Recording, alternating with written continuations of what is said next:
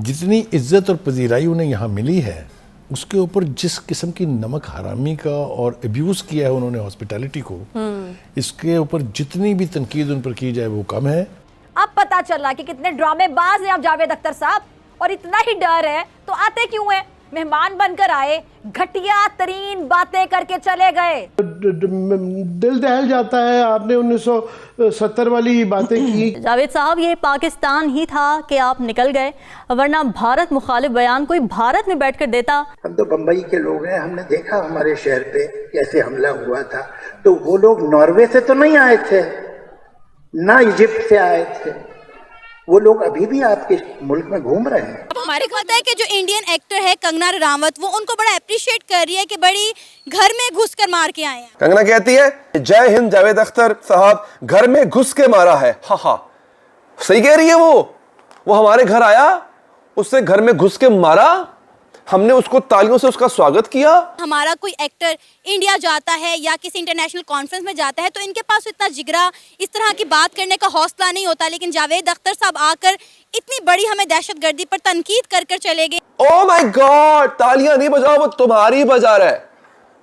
ये हालत है इस कौम की। ये एक इंतहाई बर्गर तबका लाहौर का। ये वो लोग हैं जिन्हें किसी का कोई पास ही नहीं है, जिन्हें अपनी वाह करवानी होती है सोशल मीडिया पे, सोसाइटी में जाके वहां पर कोई अवार्ड मिल जाएगा। ये वो बॉलीवुड मुनाफिक मुसलमान हैं जिनको पता है कि उनका करियर और उनका livelihood is at stake. They won't get a job, इनको नौकरी नहीं मिलेगी भाई। लेकिन दोबारा या तो पाकिस्तान नहीं आइएगा, अगर आइएगा तो इज्जत के साथ आइएगा और पाकिस्तान को पाकिस्तान मान के आइएगा। अबे अकल के बुद्धू, उस वक्त तुम्हें पता नहीं चला कि वो बैंड, वो तुम्हारी ड्रम बजा रहा है बीट पे, वो भी उसका मजा इंडिया में बैठ के लोगों ने लिया है।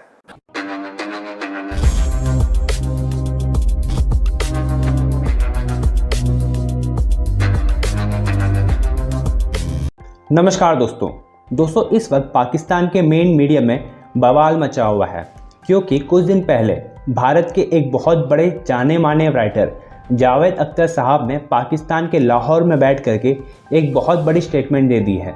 उन्होंने कहा है कि 2008 में जो मुंबई टेरर अटैक्स हुए थे, वहाँ के टेररिस्ट कहीं नॉर्वे या दूसरे वेस्टर्न कंट्री से नहीं आए थे, वो टेररिस्ट पाकिस्तान से ही आए थे।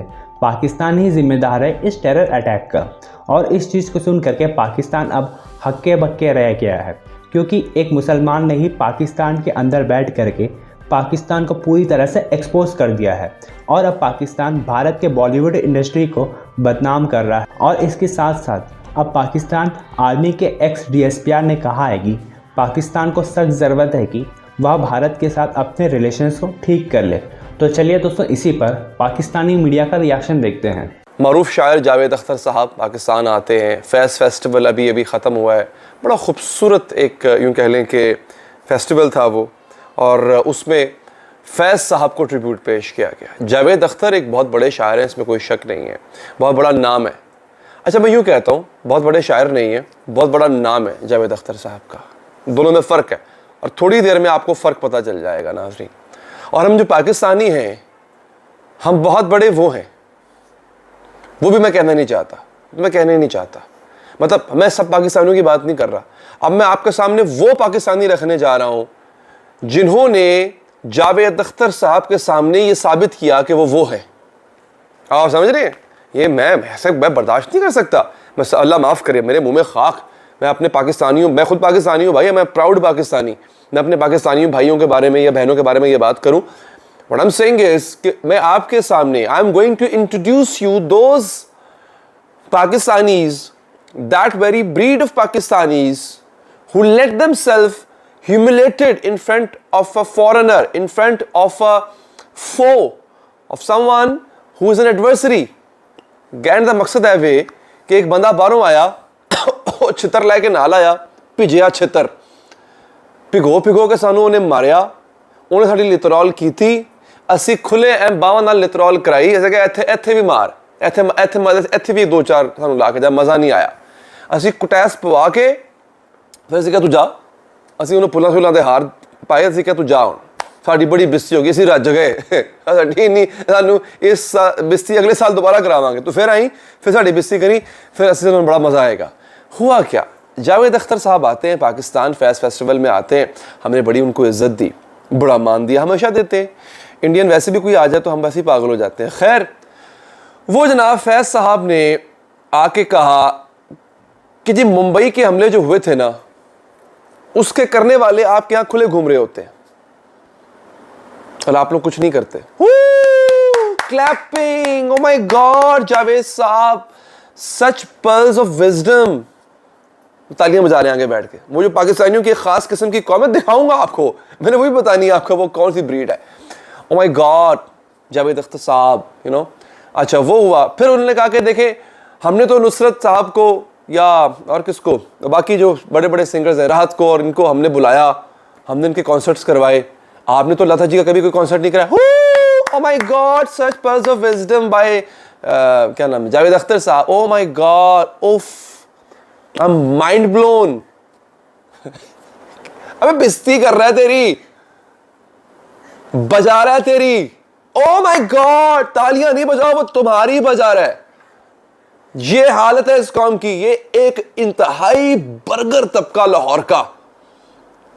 मैं अदिल हाशमी साहब, माजरत के साथ, आप ही ने पाले हुए हैं सारे।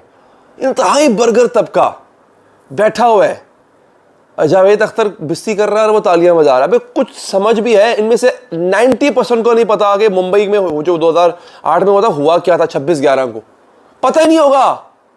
उससे बोल दिया ये तालियां बजा रहे हैं। ये बर्गर भी नहीं, ये चीज वाला बर्गर है एलोपिनो के साथ, बल्कि एलोपिनो स्पाइसी होता है तो बिल्कुल फिक्का बर्गर है, मशरूम वाला बर्गर है ये वो वाले बर्गर बिठाए हुए थे इन्होंने सारी। ये BNUNCA वाली क्लास जो होती है, DHA phase 5 bro, this is the best phase of their life bro, this was the best phase of their life bro because Javed Akhtar was sitting right in front of them। ये इन लोगों की हालत है और ये तालियां बजा रहे हैं। अब पता है कंगना रनावत ने क्या बोला, मैं सुनाता हूं आपको। ये देखो, आप देखो यार, उनके सेलिब्रिटीज जो हैं वो किस तरह बात को समझते हैं और हमारों को। अच्छा, मजे की बात है, अब मजम्मत कर रहे हैं। अबे अकल के बुद्धो, उस वक्त तुम्हें पता नहीं चला कि वो बैंड, वो तुम्हारी ड्रम बजा रहा है बीट पे, वो भी उसका मजा इंडिया में बैठ के लोगों ने लिया है। जावेद अख्तर, उस दिन जावेद अख्तर पोइट नहीं था, उस दिन जावेद अख्तर म्यूजिशियन बना हुआ था और तुम थे उसके ड्रम, तुम थे उसकी ढोलक, वो तुम्हें बजा रहा था और उसकी जो बीट थी ना, उस पर ठुमका इंडिया वाले लगा रहे थे, मजा उनको आ रहा था, तुम्हारी बज रही थी। यार क्या लोग हो यार। कंगना क्या बोलती है, सुनो जरा, मैं सुनाता हूं कंगना क्या कहती है। कंगना कहती है, जब मैं जावेद साहब की पोएट्री सुनती हूं तो लगता है ये कैसे मां सरस्वती जी की इन पे इतनी कृपा है। और आप में समझ आना मतलब मुद्दों मेरे को नहीं पता, लेकिन देखो कुछ तो सच्चाई होती है इंसान में, तभी तो खुदाई होती है। उन्हें अपनी तरफ उन्होंने भी शेर मारे है, खुदाई होती है उनके साथ में। जय हिंद, जावेद अख्तर साहब घर में घुस के मारा है। हा हा, सही कह रही है वो हमारे घर आया, उससे घर में घुस के मारा, हमने उसको तालियों से उसका स्वागत किया।